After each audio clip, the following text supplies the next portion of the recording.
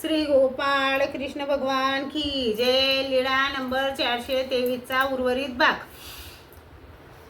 मागील सर्व गोष्टी सांगितली, यावर सर्वज्ञांनी सांगितले। अशी स्थिती होऊन जीवास भेटीची उत्कंठा होते। ऐसे येतीची या नामापासून होय का स्थानापासून होय? तेव्हा बाईसाने विचारले, बाबा स्थानापासून वेध होतो का, तो कसा?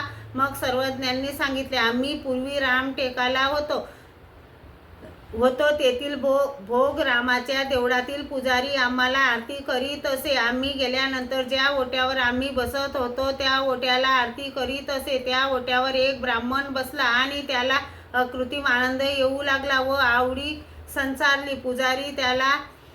पुजारी आला, त्याने आधी देवतेला आरती केली, नंतर बाहेर आला आणि ओट्यावर फूल वाहिले, आरती केली। तेव्हा त्याला ब्राह्मणाने विचारले, तुम्ही कोणाला आरती करीत आहात? त्याने सांगितले, येथे अगोदर एक पुरुष होते, त्यांना करीत होतो, ते गेल्यानंतर त्यांच्या स्थानाला करतो। त्याने विचारले, ते कोणीकडे गेले? ते मनसराकडे गेले। तसेच ते निघाले। तेव्हा त्यांनी मनसराला तळ्याच्या काठावर बसलो होतो तेव्हा तो ब्राह्मण आला, दंडोते घातले, श्रीचरणा लागला आणि त्यांचा आनंदाचा संचार वाढला। मग सर्वज्ञांनी म्हटले, अशी एक चांगली जमीन असते, त्या जमिनीतच बी पेरल्यानंतर चांगले उत्पादन येते। एका जमिनीत पूर्व मशागत करून पेरले तरच पीक येते, एका जमिनीत बी सुद्धा निघत नाही। यावर सर्वज्ञांनी तण गेलेल्या वावराचा दृष्टांत सांगितले। तण गेले वावर असे,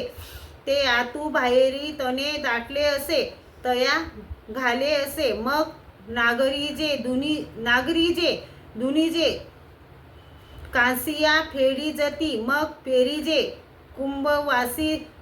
कुंभवासी तथा भार आतोनी पिके ना तैसेची पेरीजे तरी न पिके। तैसेच राजस प्रकृतीचा पुरुष अंतर्बाह्य सर्व राजसच क्रिया करीत असतो। ते राजरूप क्रिया प्रतिबंध करून जर त्याला सात्विक केला, मग ज्ञान दिले तर ते प्रभवते।